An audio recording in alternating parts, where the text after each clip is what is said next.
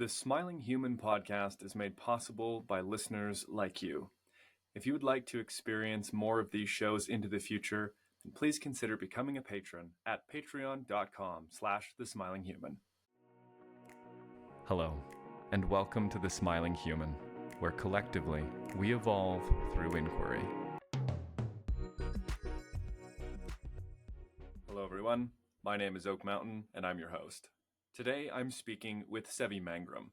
In his professional life, Seve has worked with great athletes, performers, celebrities, and everyone in between to help them create more peace, harmony, and vitality, not only in their bodies, but in their hearts and minds as well.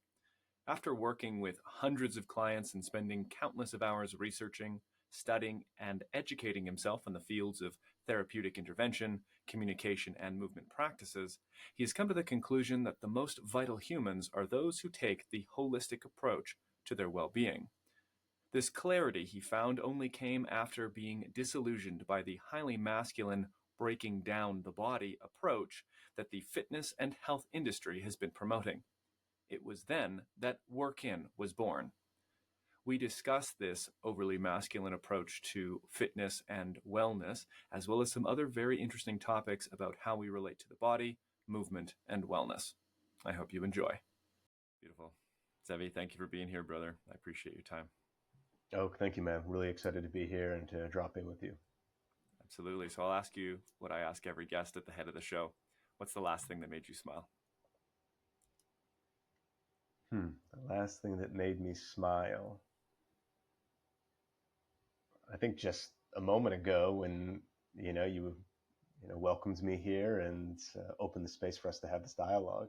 That's the last thing that made me smile. It's just now. Sometimes that smile is inward as well, right? It's not always an external expression, a nonverbal, but it's a felt experience inside as well. So I had a little, oh, I'm excited. I'm smiling inside to be here. So again, thank you. That's lovely. I've noticed that's a fairly common answer. And so I'm curious, maybe I need to up my game on the question because people are like, I'm smiling to be here. And I'm like, this is great. And I'm warmed by that. But I wonder if the audience ever gets tired of hearing people say the same thing. But I can add something extra. I can add something extra. I mean, there's nothing wrong with it. You've been authentic. I think that's the key. But if there's more that made you smile, I would love to hear it. Yeah, just smiling prior to getting on this call, doing some research for a trip to Japan next week. So very, very excited about that exploration. Oh, yeah. That's going to be beautiful. I had a dear friend and colleague of mine, Wesley, just get back from 5 weeks in Japan, and he was completely enamored with it. So I'm sure you're going to have a great time. Yeah, so definitely. The audience would have had a little bit of an introduction to you and your work through the intro of this episode. But I know for myself, I am curious.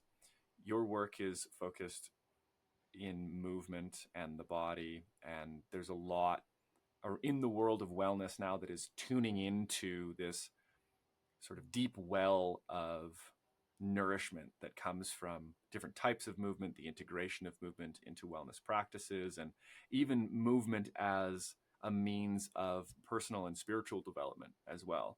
And I say tuning into from a Western perspective. A lot of the Eastern perspectives have been aware of this for a long time, but I'm curious, could you share with the audience perhaps the first encounter you had with a movement practice that was meaningful to you, and perhaps how that cascaded out into the journey you find yourself on today? Yeah, thank you for that question, man. So my response to that actually is,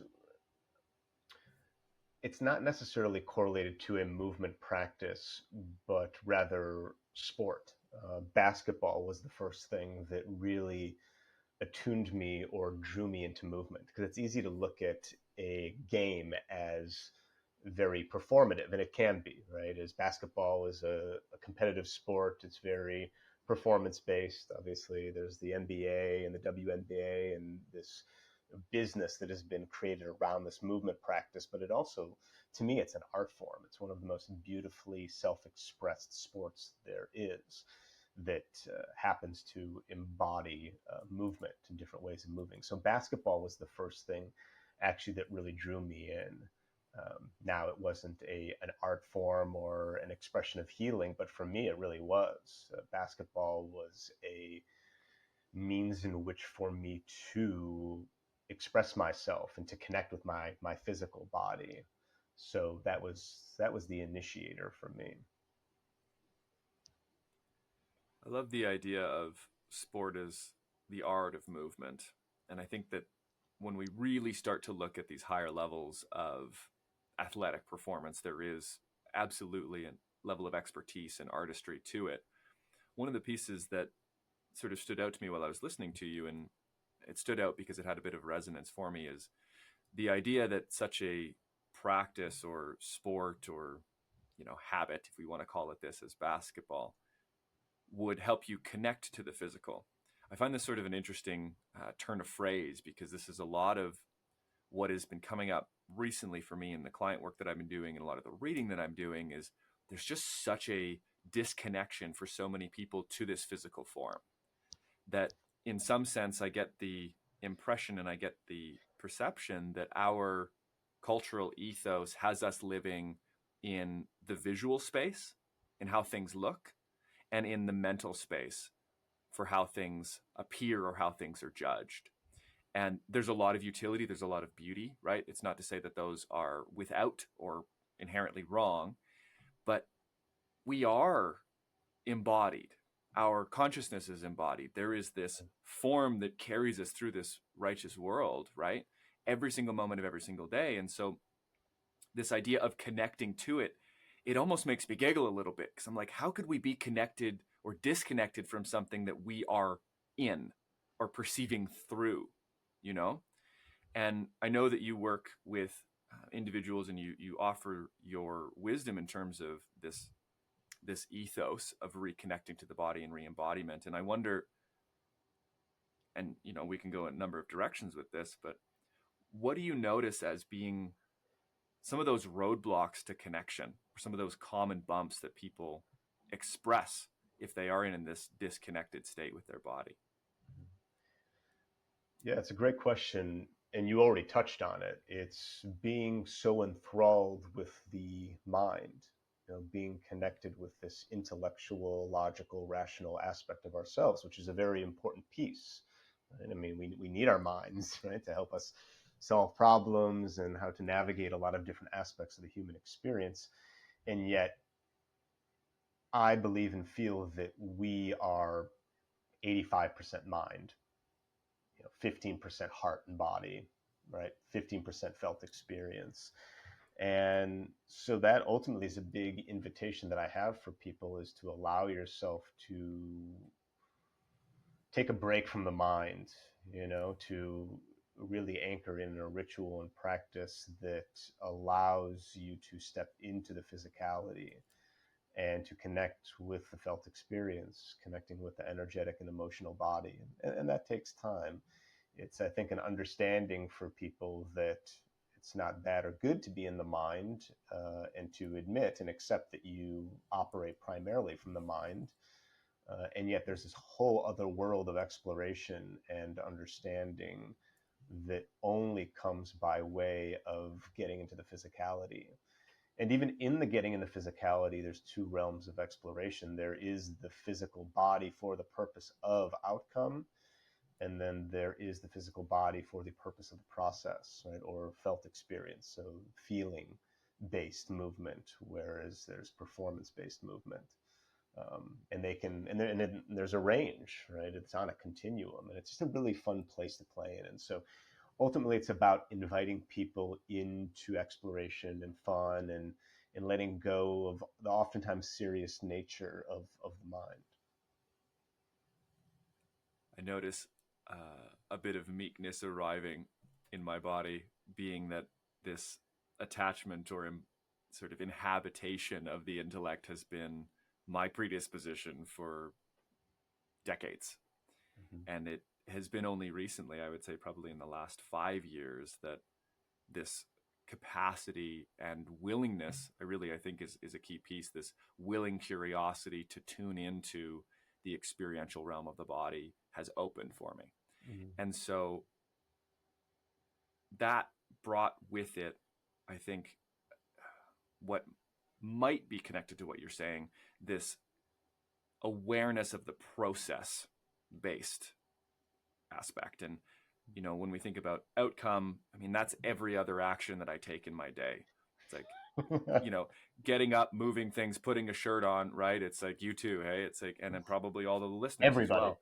So much of what we do is a doing rather than a being or a feeling. Mm. And so when you speak about it as a spectrum, I found that really fascinating, and I would love to explore and hear you speak a bit more to that on how we might be able to.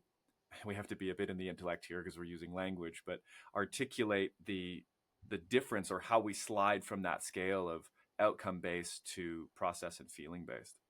Mm. Yeah, absolutely.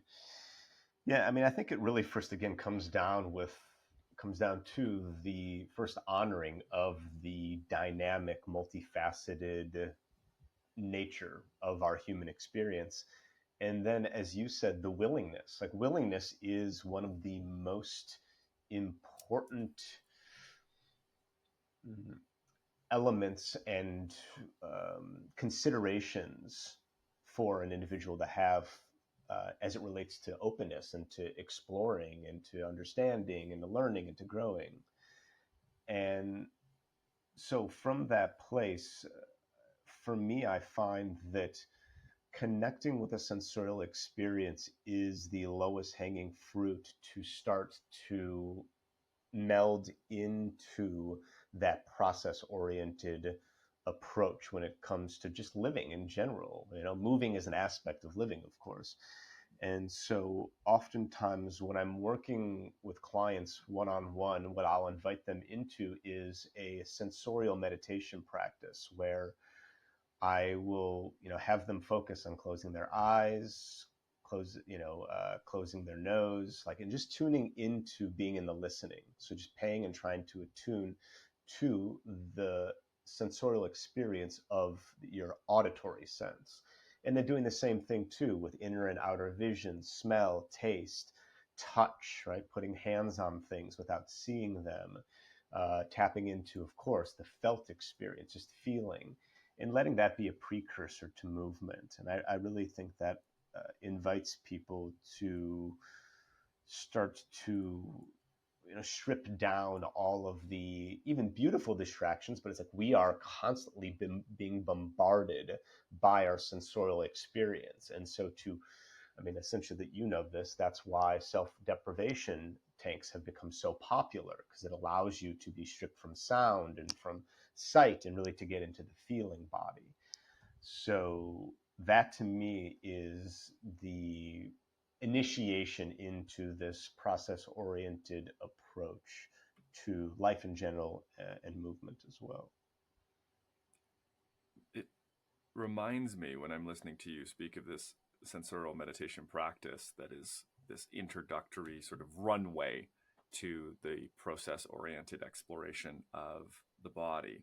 It reminds me of Buddhist philosophy, in fact, that they distinguish 6 realms of senses, and that there's, for the practitioner, meditations and work, perceptual meditations, to be done in each of these realms in order to, for the dharmic purposes, to alleviate ignorance and to rid us of karmic attachments. But the idea that we might attune to each of these frequencies or channels of perception as the means by which we ground into the body is something that I came to in my own practices as well. Like what you've described is something that I've done just sort of walking out on a mindfulness meditation. It's like, what can I hear? How many things can I hear? And on top of just opening, starting to learn to shift those focuses. Can I move from this sound to that sound? And can I move back to the other sound, or the textures and the smells and the different luminosities of the space? And it's such a rich experience. And this is something that the listeners might not know, but I have experienced synesthesia for, I think, probably the last 15 years after I had a sort of awakening experience, which has blended sound and touch, like physical sensation, to a very high degree. And this has made me auditorily sensitive on both spectrums in terms of can't have that and really love that. Mm-hmm. And so when you're saying, opening the ears, it's like, that's like one of my favorite things to do, getting a nice set of headphones and listening to a beautifully crafted piece of music, or lying in the morning sunrise and listening to the birds sing, and listening to the wind and the conversation in the trees. There's so much richness there. Mm-hmm. And it's easy to talk about richness when we're talking about beauty. But one of the things that also arose for me, Sevi, while I was listening to you, is one of my clients, for a number of reasons, has a very strong resistance to going inside and feeling. And as we know from trauma-based learning and approaches, so much of the pain that people go through gets stored inside the body, right? Trauma is not what happened. Trauma is how the body responded and held on to it. Gabor Mm-hmm. Mate says this. And so this, I'm just going to sort of like frog hop on three different ideas here, but this resistance that I think is not all too uncommon for people to actually feeling draws me to something that I actually encountered in episode 6 of this season 1 when I was speaking with Anya Rose, where she mentioned the difference between feeling safe and feeling safely. And that really started to shift for me. And I think that this is a piece of what you're touching on. And I'd love to know what you think about this and what arises for you as I'm speaking to it. But this idea of feeling safe is almost a destination to arrive at. We're still in this outcome oriented space. And this takes us into the mind, because the mind is problem solving. It is ascertaining means by which we could acquire this particular outcome. And it's also an avoidant or a moving away from wherever I am. Right. But this idea of feeling safely is more about this approach. It's about the process. How can I orient myself internally in this conscious space that I call body, in this conscious space I call heart, I call mind, such that whatever arises is met in a safe way, even if it doesn't feel safe, even if it feels scary, uncomfortable, overwhelming, being able to learn to meet those sensorial and emotional experiences that flow through the body in that safe way. So that's some of the pieces that arose for me. I'm curious what comes alive for you. Yeah, I think a lot about a tether or an anchor as it relates to feeling safely, right? Or like having a little, almost like a safety mechanism, right? That is supporting you in the allowance of getting still or quieting or opening or softening. Because as you mentioned, that's where things come up, right? It's like, that's why a lot of people don't don't feel ready to do psychedelics or have a challenge with meditation and getting quiet, because in that space things come up, right? Ultimately, that's why people keep themselves so busy, because it's not easy to take a look at yourself. And even just sitting still and doing nothing is hard for a lot of people. A lot of people aren't even doing the things that they're doing because they enjoy doing them, but just to keep themselves busy and distracted from what's really being asked of them. So, to answer your question, it's providing people with a focus, right? And I guess we were talking about the focus of the felt experience or the sensorial experience. So, for me, the breath is such a great catalyst for that, right? It gives you something to attune to that's in a rhythm, no matter what the rhythm of the breath is. And we all know, as human beings, any human being that has two, brain cells holding hands understands that your breath is everything, right? You can last a long time without food, without water, without connection with other people. But your breath, if you're a Olympic deep sea or deep diver, I don't know, record like 5-6 minutes, something maybe longer, I don't know. That's not very long. It's not very long. So breath is a really beautiful focal point to allow oneself to safely navigate the quiet and the spaciousness and whatever it is that resides there. I also love having one's bare feet on the earth. Obviously, we know about the benefits of grounding, forest bathing, whatever language we want to use. That is so deep and meaningful to have that connection, feeling that support beneath you. So for me, the breath is like the tether, and the bare feet on the ground is the anchor. So those to me are really valuable touch points for navigating safely into uncharted territories.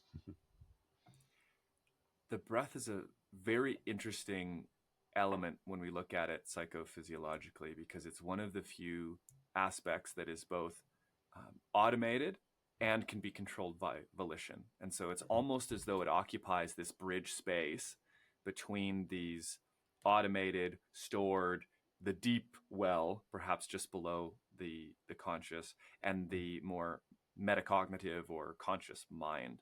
And Mm-hmm. so I think this is an interesting place to look at, or I find it interesting, particularly when I heard you say things come up. Because language is funny, right? This is my realm is the philosophy of language and language in general. And so when we say things come up, we're literally painting the picture of the information in the body arriving into the conscious mind. And maybe the listeners know this, but if somebody doesn't, then I hope this is a valuable information. But there are far more signals, more information, more data flowing from the body into the brain than the brain is sending into the body. And this is Yeah. a really, really important piece to know, because we we tend to believe, this is what I've perceived, that we think with our brains. The brains are a information processing center. This is what the brain does. It interprets information. It doesn't actually come to conclusions necessarily, but it does put forward patterns into consciousness such that we can discern and recognize. Mm-hmm. But the information that's being taken in is being filtered through our form. We are seeing through, feeling through, not just with, because with is almost like a tool, Mm-hmm. but through. We are sensing through the body. And with the breath as this mediator between the conscious and subconscious processes, or conscious and autonomic processes, I believe there's such a powerful doorway available for those who are curious about what's inside, what's a little bit deeper. And one thing I will add is this is an embodied belief, because in like 5 days from now, from 5 days from this recording, I'll be co-hosting with the gentleman I mentioned, Wesley, a men's somatic breathwork event. And we do this. We open people up in this way. They open themselves up by doing this conscious connected breathwork. And that's a big piece of it. So I'm curious what arises for you, and maybe we can talk a bit more about the potency of breathwork, and maybe even how the physiology and the physiological changes that come from breathwork can mirror those of psychedelics and entheogenic substances, because there is this state change that takes place. So I'm Mm-hmm. curious to hear from you. Yeah.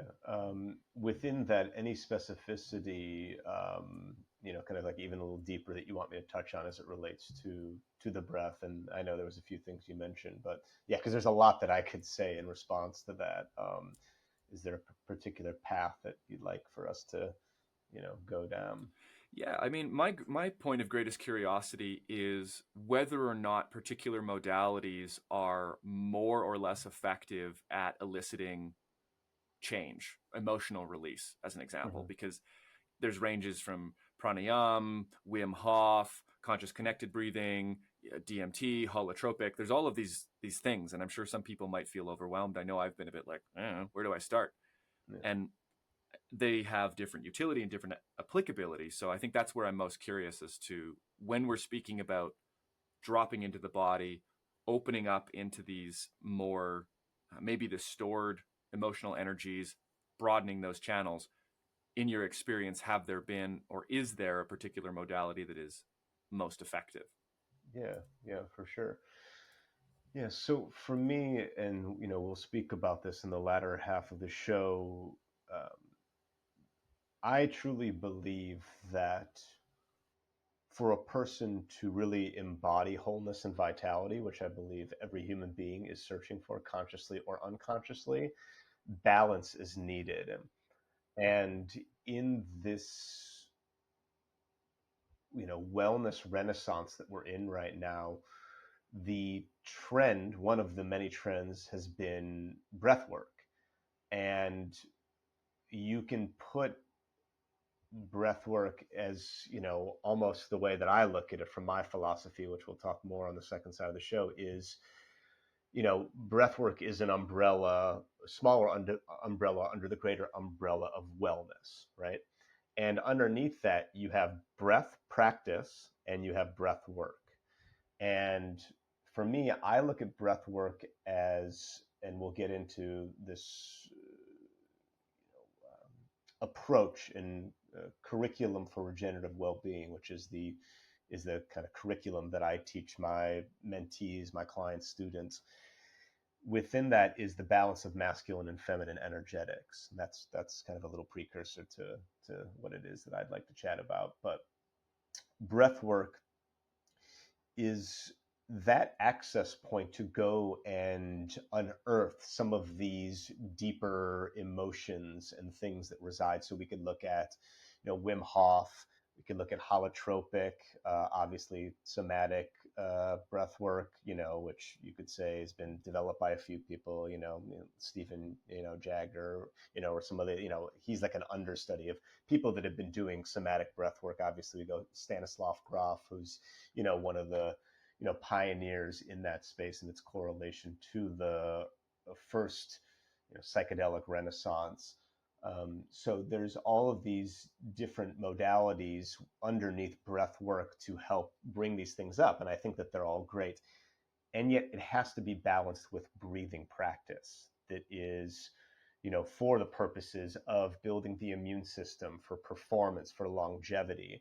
Because ultimately, when we look at breath work from a physiological standpoint, a lot of this mouth breathing is not good for you, right? And even though it's become this really hot thing of like, everyone, it's like, as I say, um, uh, in the wellness space, crying has become the new sweating. Everyone wants to show pictures of themselves crying or other people crying. And like, I understand it. I think it's good. We need to show this vulnerability, but it's almost become like a marketable thing. It's like less even about the emotion anymore. It's about like, look at this thing that I did. I did this approach that allowed people to cry. And it's, I don't know, it's kind of self-glamorizing. And again, I have my own desires for affirmation and for recognition and my own, my own things. But it has to be balanced, right? Where it's like we're integrating some of these breathing practices that don't look as sexy, that are for the purpose of more regulation. Because I believe that these more somatic in like elevating and like rah breathwork practices that have become popular are very dysregulating. They're very cathartic, and you have to have really stable frameworks to bring someone back from that catharsis. And a lot of frameworks don't. It's like you have this big breathwork experience, and then it's like, hey, thanks for coming. Maybe someone checks in. And so I think it's very important to understand the immensity of these experiences. So that's my opinion and thoughts and belief on this. Is there must be that balance between these ways in which to breathe, so we can balance out the systems. We can balance out the psyche, balance out the immune system with the with the hormones. Everything is nicely being presented and acknowledged and thought of. Mm-hmm.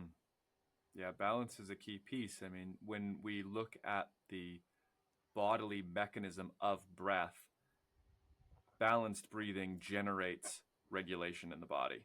Mm-hmm. We have two parts to it, and when we shift the measure of either, we can shift our state, right? For those who Mm-hmm. don't know, if you breathe in for 4 seconds and breathe out for 6, you do that for a minute, 2 minutes, 3 minutes, you'll start to down regulate. You'll start to even maybe get tired and relaxed, because an extended exhale signals to the body safety, Mm-hmm. right? The inverse is quite energizing. If you're taking in inhales and only exhaling a little bit, you're going to get a lot of this oxygenation. You might even feel stressed or nervous or anxious because not enough of your body is letting go. And this is built right into us. Even in the Heart Math Institute out of Texas, their heart brain regulation and synchronization techniques are based, at least in part, on balanced breath. And so we see this. We see that not only are we eliciting an emotional regulation affect, but we're also physiologically state changing. And that is such a key piece when we're talking about wellness, when we're talking about the capacity to really even go into these types of high energy spaces and to integrate, like you're saying, the catharsis that comes from them. We need somewhere to land. Mm. And that landing can be facilitated, barefoot on the earth. I mean, I'm all for it, but also just through this type of balanced breath. So it's a really potent piece, and I appreciate that you brought that to the table. At present, we'll take a short break and we'll come back for the second half of the show. I hope you're enjoying the show so far. I wanted to take a brief moment to talk about just how you can help this show grow into the future. Did you know that we have an Instagram, a YouTube, and a Patreon? Probably. But if you're listening on YouTube, like many of you are, I would invite you to subscribe, to like this video if you've enjoyed it, and to leave a comment. Let me know what you thought. Let me know if you have any questions or maybe guests that you want me to interview. If you're listening on Spotify or Apple Music or any other podcast platform, then please take this moment to rate the show. All of these actions go a long way to helping the Smiling Human podcast reach more people and grow into the future. Thank you so much. Great. Well, now we begin the second half, which starts with a section I call Question of the Week. This is where I invite our guests to bring forward an inquiry, something that is important, exciting, or interesting to them that they want to share with the audience or perhaps pitch to me. So, Seve, what have you got for us this week? Yeah, so the question is less of a question. It more relates to an understanding or an idea, and that is the idea of masculine and feminine energy. And there's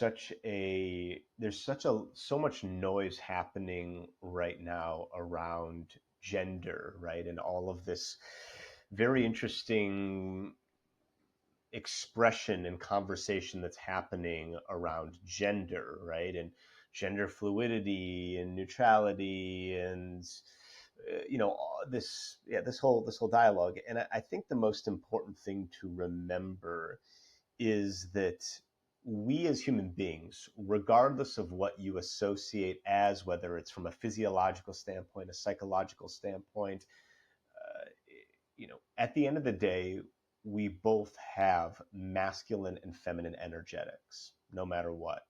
And I think that is the point in which we need to set our sights on and put our focus on, and really attuning to how we're operating and moving through the world based upon these energetics.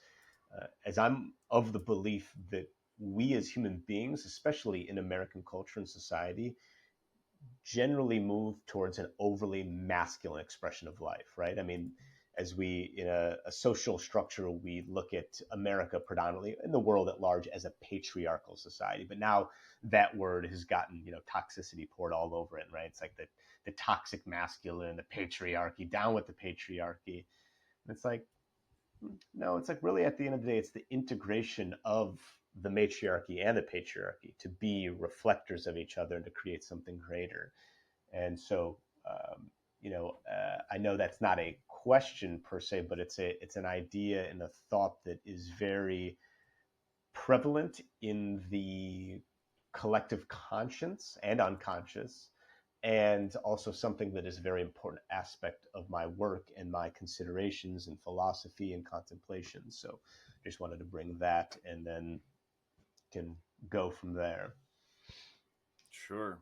I think the very first piece that needs to be spoken to is the recognition that there's a distinction between maleness and masculinity and femaleness and femininity, and that masculinity is rooted in maleness. It is typically expressed by the male form on average for the last 300,000 years, 500,000 years, historically, evolutionarily. And the same with femininity. It is rooted in femaleness. And what's interesting is that when we speak about polarities, we often talk about spectrum. And in the gender discourse, they talk about spectrum. And I, I don't fall in that camp myself. The literature that I've been exposed to and the research that I've done has led me to conclude that what people are speaking about when they're talking about gender is actually temperament.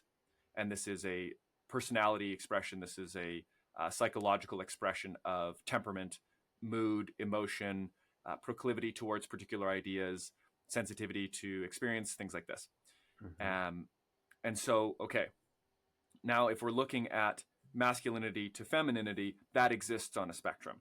Absolutely. There Mm-hmm. is space in between for an individual, an action, a disposition to fall anywhere between what we might say the first percentile, the 99th percentile of the masculine expression of a particular trait versus the first, which would be the 99th in the feminine expression. Mm-hmm. We can move anywhere between those two. What Mm-hmm. we cannot move between are zygotes. There's no intermediate zygote. We have spermatozoa, we have ovum. So we have a binary. And this Mm-hmm. binary is really important because it gives us points of reference that Mm-hmm. branch out into these different temperaments. Mm-hmm. And I would absolutely, positively agree with you that our culture is in an excess of yang, an over emphasis on the masculine. And I don't think necessarily, and this is, again, just my personal disposition, viewers Mm-hmm. don't need to agree, you don't need to agree. We can have any sort of discussion on any of these ideas to the depths that feel right. But I don't believe that an excess of yang is indicative of a patriarchy. What I Mm-hmm. think an excess of yang is very much to the point that you've said, is a lack of integration, but also a lack of maturation of both the masculine elements and the feminine elements of individuals internally, this Mm-hmm. balance. Mm-hmm. And all bodies, and I don't want to say all people, but I want to say all bodies are constantly and inherently moving towards a state of balance. Mm-hmm. This is the orientation of life, is towards balance between these two forces. And so there's an impetus on all of us, men and women, Mm-hmm. to recognize and address the disbalance that arises in ourselves. And I think this is one of the pieces that comes down to a willingness to feel and a willingness almost to admit what's actually taking place. Mm-hmm. Because very often an expression of this excess of yang is this overemphasis on rationality, on the intellect, on reason and problem solving, on the acquisition of wealth, on doing, the go-getter mentality, all of this. And what this, and there's nothing wrong with this. We need people who can get off their ass and get things done. Period. Everyone needs to. Everyone needs to. 100%. 100%. In different ways, to different degrees, at different times. Mm-hmm. One of the pieces that I'll bring this back around to willingness is that so much of what I see embedded or grafted onto the cultural narratives around this type of emphasis on problem solving or the exaltation of this hyper yang, it's actually a running from feeling. Mm-hmm. Because so much, at least, and this is my belief, again, you inform me if you feel differently, if you think differently, but so much of why I have resisted feeling and so much of why I hear my clients resist feeling is that they lose the sense of control that comes when they exist inside of this yang aspect. They exist inside of the element of, inside the intellect. Mm-hmm. And the sensation and the emotions that follow from the moment where they believe they're losing control is so intense and so uncomfortable and fear provoking Mm-hmm. that they go, no, thank you. Mm-hmm. I would much rather stay in the known, Mm-hmm. in the control, than to soften and open to what might be an uncontrollable intensity that will necessarily transform me. So again, it wasn't necessarily a question that you offered, so I don't have a question to offer back, but there's some territory to explore. Yeah, man. I mean, again, I think that there's such chaos in the realm and the space in which we're speaking about. Again, I have empathy and compassion for all human beings, and I also feel that there is maybe a psyop happening that is pushing the transgendered movement. As I have a lot of friends who are in the LGBTQ community who are not happy with some of the like, it's almost a disassociation, right? Again, not to get too much in this dialogue, and I don't know, shots might get fired at me, but I'm ready to, take them up and absorb them. But it's like there is a lot of again trauma response that's happening by way of some of the things that are being pushed from the powers that be. But anyways, we don't have to go too deep in that. But as it relates to the energetics, which every human being, whether they identify as a dog, a goblin, a vampire, or whatever the fuck it is, there is a masculine and feminine energy that exists in everyone, and it's on a range. And it's about being able to touch the edges and the extremes of both and find the oscillation here. Again, every single person that I've worked with in holistic health coaching over the last 15 years that I've been doing this has either been too extreme in the feminine, that shows up in my eyes as depression and disassociation, feeling disconnected and ungrounded, or being too much in the masculine, being hyper anxious, manic, edgy, like super rah, rah, rah type A. Again, right? This very hyper masculine, which most of our society has operated in. This is in the intellect, into the mind, into the attachment to control, which, let's be completely honest, we have control over so very little. And that's why I love movement. That's why I invite people in the movement. I was like, here, you want something to control? Let's control your body as we go through this rotation to reach with the dumbbell, right? So this is a great opportunity to explore that, but realizing ultimately that we have so little control. And so being able to practice things that allow for us to oscillate between these two, to explore that range. And then for people that are ready to go deeper and further into oftentimes needing into the feminine, opening themselves up to sit in ceremony with ayahuasca, or a medicine where you have to learn the art of surrender, which is a feminine energetic art form, right? So oh, that's Mm-hmm. that. There's an interesting through line through all of this where anytime the energies fall out of balance, they will express a pathology. Mm-hmm. And I think that that's a really important thing to recognize. And what I mean by that, for listeners who might go, what the hell is a pathology? There's a set of symptoms that are recognizable, consistent, and would lead to a diagnosis, quote unquote, for this particular disbalance. And when we're talking about this excess of yang, you talked about the almost frenetic, you didn't use this word, but this frenetic, almost volatile, high strung, action oriented, can't rest, doesn't want to feel. I would also add rigid Rigid. is a Oh, really for big sure. piece, right? Mm-hmm. This is what it is, and there's, yeah, exactly, yeah, stiffen up.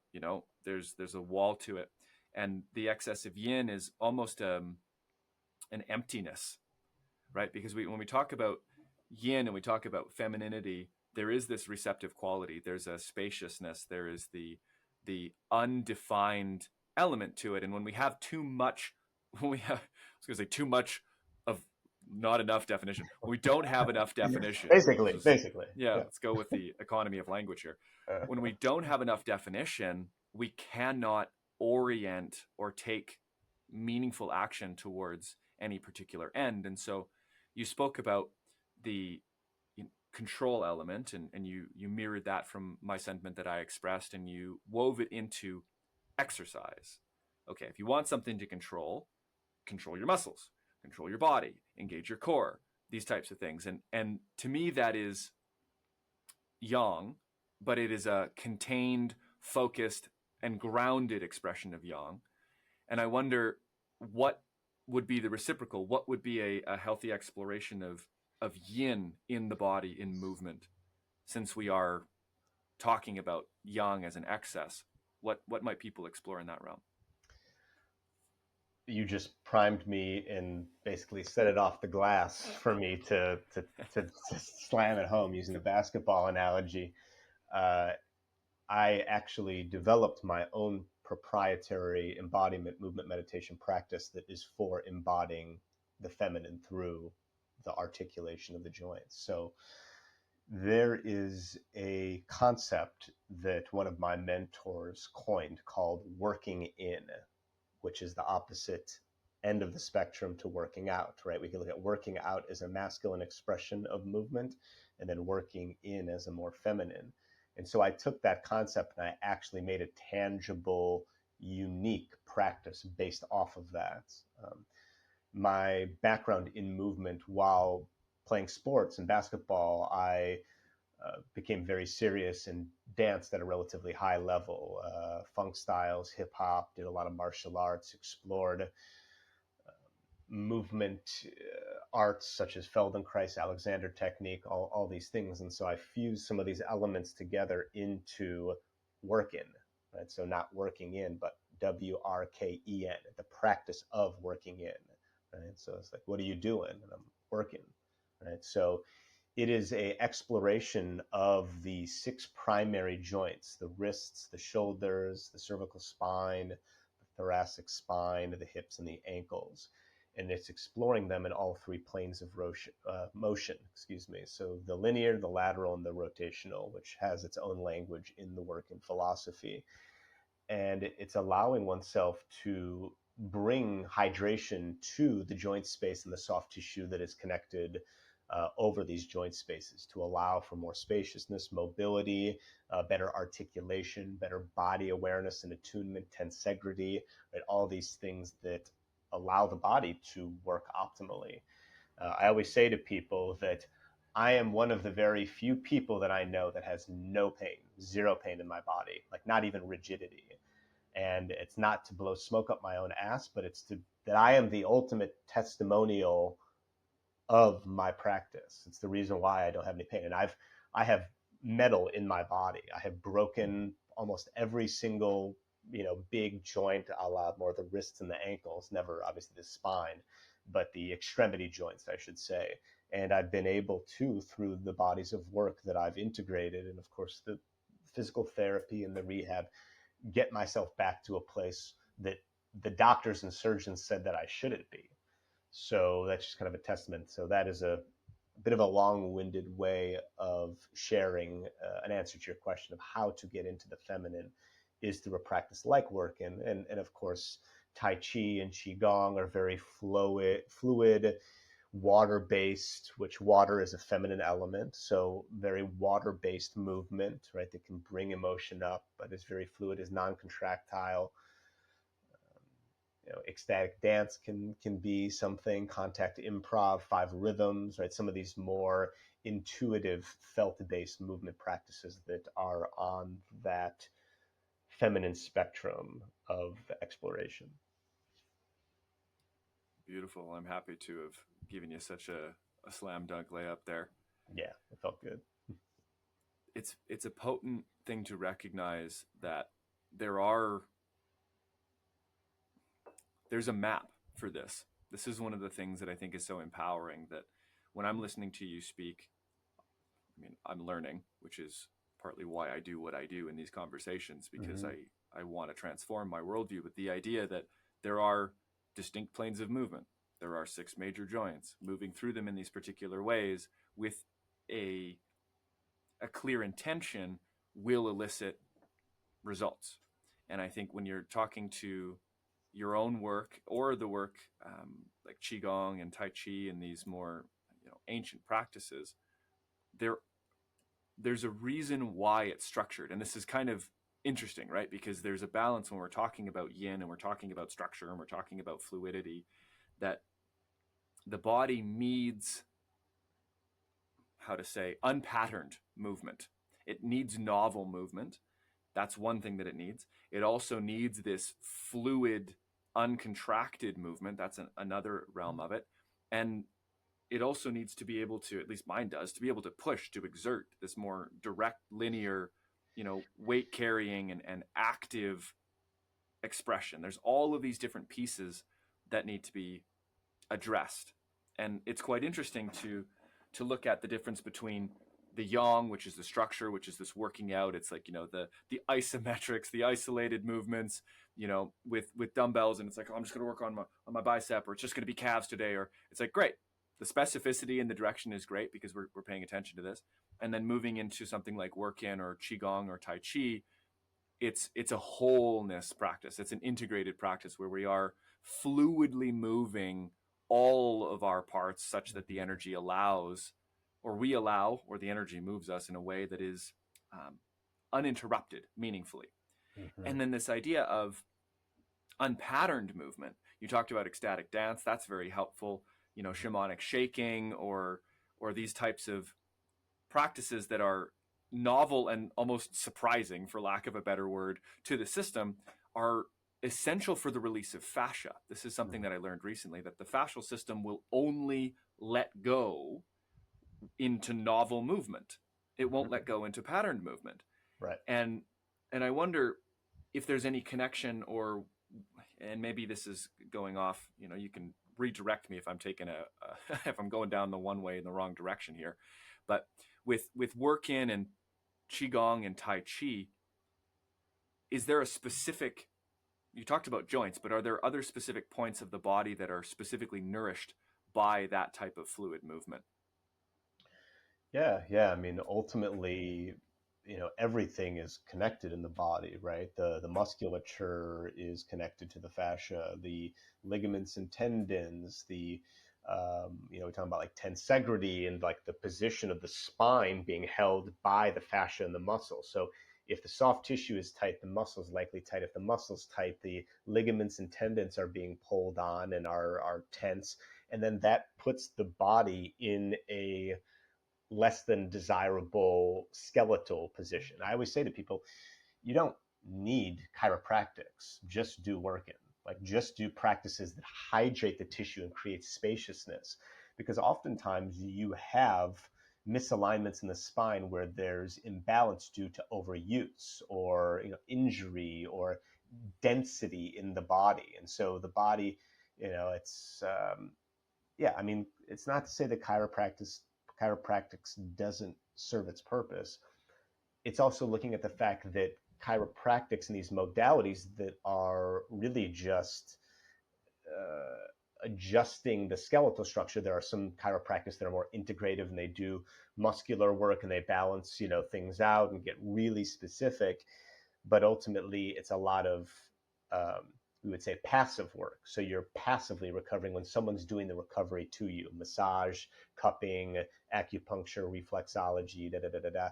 But working is a practice where you're actively recovering. You don't need the dependence on anyone else to do it for you. You are empowered in yourself. And so I know I'm getting a bit off topic with what else is being affected by some of these modalities. But yeah, I mean, the internal organs, a lot of the involuntary systems of the body are being affected when you're opening things up and you're allowing room for the emotional body to move. And that's very helpful for the liver, the kidneys, which obviously Qigong and all the tapping in Qigong is affecting the liver and the kidneys and the spleen and the gallbladder, especially if you understand the meridians and know the spots that are connected, and you can get into that specificity, of course. So yeah, there's a lot to be said for these practices. They're coming online more and more and more, and more people are that are in this younger generation are practicing things like Tai Chi and Qigong, and it's not looked at as the old Asian grandmother or grandfather practice, right? So it's a very exciting time, and I love being able to bring this stuff to people in its own novel, unique way. Because that was another reason why I wanted to create my own practice, because I didn't want to culturally appropriate. Not to say that there aren't great, middle-aged white dudes teaching Qigong and Tai Chi. I think that if you've done your due diligence and you've trained under a master, oh, beautiful. But for me, I wanted to create something that was completely unique, that no one else was doing, that was drawn from all the modalities. It's like Bruce Lee said, it's like, take what you learn from different realms and spaces and make it your own. Let go of what doesn't, work or serve you. So, yes, sir. Listening to you speak, man, I get excited. I'm curious to experience more of what it is you have to offer. And if there's listeners out there who are feeling as curious as and excited as I am and would like to know more about Work In and the other offerings that you have, the beautiful ones, I'm sure, where can they find you? Yeah, workin.com. That's the best place to find me. That's the website that houses the Balance Community, which is a community built upon a curriculum for regenerative well-being, which is the pillars of movement, breath, and connection, which are the staples of my own personal practice that I teach to, as I mentioned, clients, students, mentees. So the Balance Community is a great place to tune into. I do some one-on-one coaching, although that's going to become less and less of a thing as there's some very exciting projects that are blossoming and growing that I don't want to speak on until they're actually materialized out into the world. But yeah, working.com is a great place to find me. You can find my Instagram on there as well, which is just Seve Mangrum on Instagram. Pretty much just put in Seve, and I'll probably be the first person that pops up. As I like to say, the one and only. There might be other Seves out there, but not like me. And just the same way that there might be other Oaks out there, but not like you, brother. You know. Seve, brother, this has been an extraordinarily enjoyable conversation. I thank you for your time, for your contribution, and for your openness to share not only your wisdom, but also your curiosity. So thank you for being a part of this. Yeah, Oak, thank you, brother, for having me. Thank you for trusting in whatever it is that you believed that I had to share that was worthy to be on here and to be of value to the listeners. So thank you, brother. And that concludes this episode of the Smiling Human podcast. Thank you so much for listening. But before you go, I have 2 invitations for you. The first invitation is to receive a free gift. I've created a free insight journal. This is a 30-day self-reflection and introspection journal that you can download at no cost in the description below. Go have a look and join the journey. The second invitation I have for you is, if it feels within your means and possible for you, then please head over to patreon.com/thesmilinghuman. Becoming a patron will give you access to perks like behind-the-scenes footage and access to live Q&As with me monthly. You also get voting privileges to help pick new guests or to help guide other episode content. Truly, the support of listeners like you, paid or unpaid, goes a long way. So if you could like, share, subscribe, and give a rating on the podcast app, all of that goes a long way. Thank you to each and every one of you who's been on this journey with me. See you again soon.